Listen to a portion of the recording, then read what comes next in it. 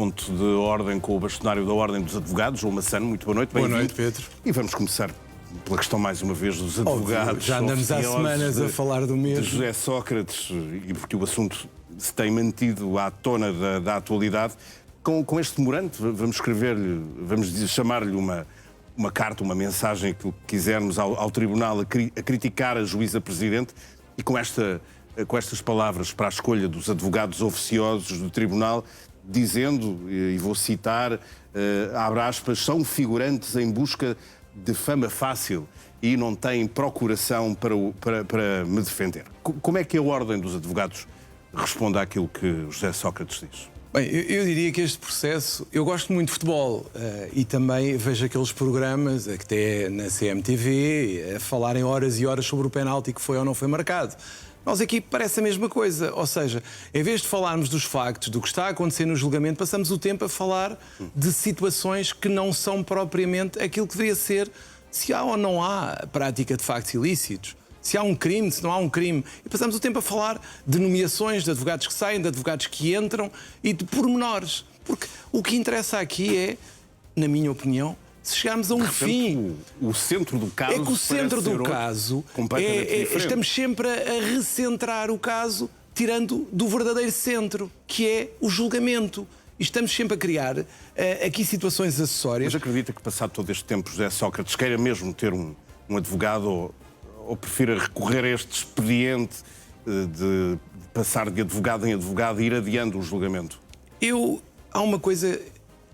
Eu não gostaria muito de falar sobre essa parte, mas gostava de saber o seguinte e dizer o seguinte, que é, quando se fala em figurantes em busca de fama fácil, eu falo com os meus colegas que são nomeados oficiosamente, que são aqueles que estamos a falar, eles não querem isto, porque repare, já viu o que é ser atirado para um processo, toda a gente a fazer perguntas, toda a gente a chamar-lhes nomes, basta ver o que se vai lendo, isto não pode continuar. Os advogados que estão no tribunal ou que são nomeados oficiosamente têm o curso de Direito, têm a cédula, são iguais aos outros. A única coisa que muda é a forma como vão defender um determinado arguido. Quando eu vejo tudo isto, eu acho que estamos a querer descentrar e retirar as atenções do que realmente importa. A verdade, Sr. Bastonário, é que a Justiça e o Estado parecem ser incapazes de resolver agora já acho que não. Este problema. Agora, pelo menos a parte dos advogados acho que já ficou estabilizada. Quando se fala em manipulações, a única coisa que eu digo é o seguinte: um advogado é escolhido pela Ordem dos Advogados. Não é escolhido, não há regras determinadas por outrem. É a Ordem que tem esse poder atribuído por lei. Falar-se em manipulações, parece que andamos aqui a falar as bolas quentes, as bolas não quentes para escolher. Eu não faço. Nós não fazemos sorteios na Ordem dos Advogados. Isto não é um campeonato de futebol ou dos distritais ou outro qualquer, como já foi referido. Viu o sketch do Ricardo Araújo Pereira na SIC este fim de semana, a caricatura que ele fez, em que numa das últimas sessões apareciam de repente 4 ou 5 advogados para representar José Sócrates. É a classe que está a ficar mal representada neste caso? Quando eu olho para este processo, é óbvio que eu não gosto. É óbvio que eu não gosto. E tem tido uma série de peripécias que não deveriam ter acontecido. E que nós temos lutado para que houvesse uma solução de estabilidade e de continuidade nos advogados, pelo menos naqueles que são nomeados oficiosamente pelo Tribunal. Eu não gosto das situações que vão acontecendo. Ninguém pode ficar contente com isto. Porque eu tenho, enquanto bastonário de todos os advogados, tenho que defender aqueles que são uma espécie de carne para canhão, que são aqueles que são atirados para este processo e que o arguido diz que não os quer.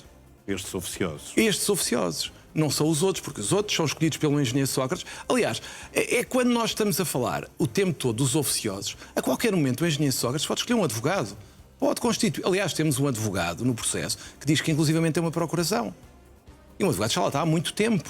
Portanto, o que eu questiono é, estamos a falar dos advogados nomeados pela Ordem, mas o arguido tem todo o direito de escolher os advogados que entender. E já aconteceu. E em vez de estar... Não tinham tempo suficiente para se inteirarem do Como processo. é óbvio. Vamos trocar de assunto, porque continuamos sem saber quem são os juízes que vão ser nomeados para o Tribunal Constitucional pelos partidos. Há uma contenda partidária, como sabemos. Até agora havia uma divisão nas escolhas entre o PSD e o Partido Socialista, e temos neste momento o Chega pelo meio.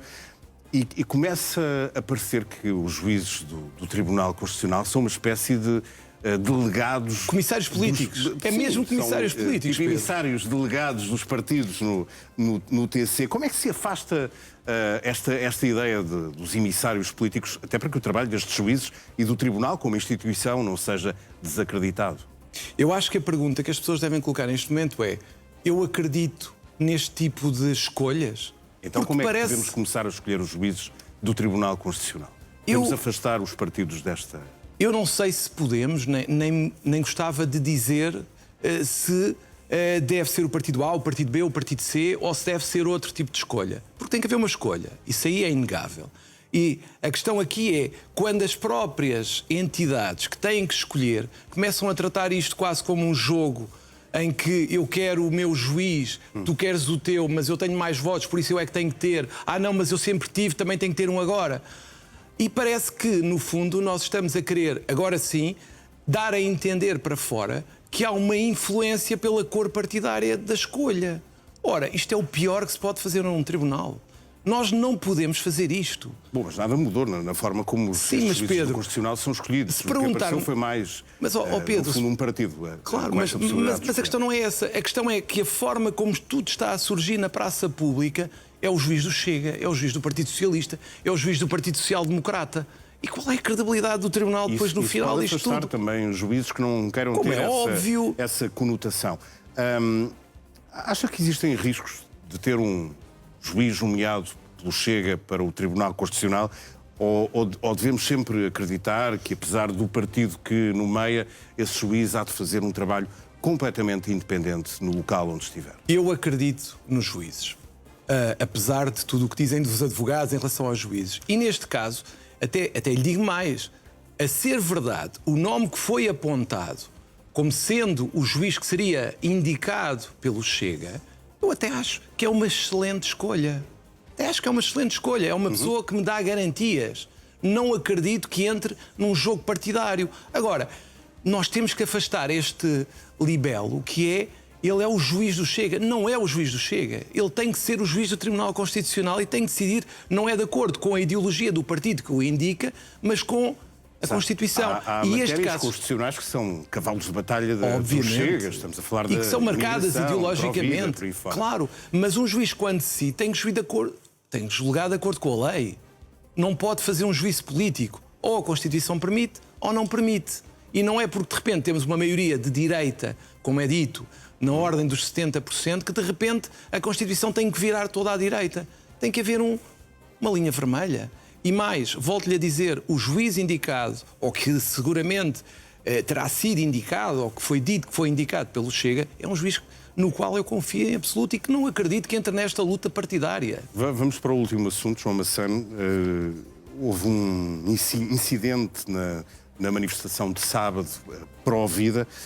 Não há violência boa, venha ela de onde vier, seja da extrema-direita ou da extrema-esquerda, neste caso, pelo menos o ato está a ser ligado à extrema-esquerda, mas muito se tem falado também sobre uma certa tentativa de branquear o caso. Com que opinião é que ficou depois daquilo que viu e depois de ouvidas também todas as reações sobre este assunto? Sabe que há umas semanas tivemos uma situação similar em França e eu pensei, será que isto também chega a Portugal? Infelizmente foi mais rápido do que eu pensava. Pensava que tivéssemos uma diferença maior do que se passou em França. Em França morreu uma pessoa. Não foi o caso. Não foi, felizmente, o caso. Mas eu pergunto-me, independentemente de eu concordar ou não concordar, e já vou à sua pergunta, de eu concordar ou não concordar com o que as pessoas que estavam naquela manifestação defendem. Eu não vou tirar coquetéis Molotov onde estão crianças e famílias. Acho eu. Só porque eu não concordo com elas. Onde é que nós estamos? Qual é o país em que vivemos? O que é que está a acontecer em Portugal? Eu não posso tolerar pessoas que pensam diferente. E mais, pareceu-me, do que eu ouvi, que quando estamos a falar de grupos de extrema-direita, a reação é muito mais violenta.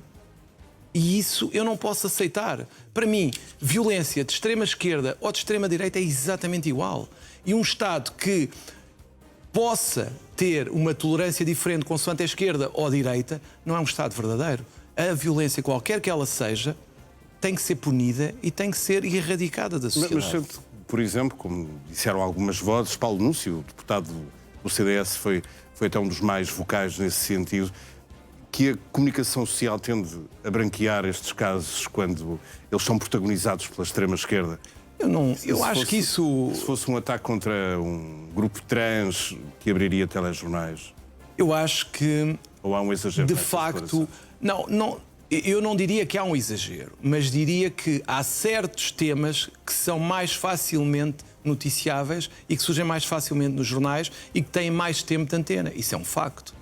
Isso é um facto. Agora, se neste caso tivesse havido, por exemplo, esse ataque na tal manifestação trans ou outra qualquer, provavelmente, se calhar, haveria uma reação diferente.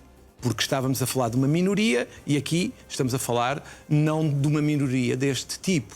E, portanto, se calhar a reação seria diferente. Mas o que me preocupa a mim é não há violência boa, seja de direita ou seja de esquerda. Baceiro, muito obrigado Foi um gosto, pela sua Pedro. participação esta noite. Voltamos a ver-nos na próxima semana. Obrigado, boa noite. Até lá.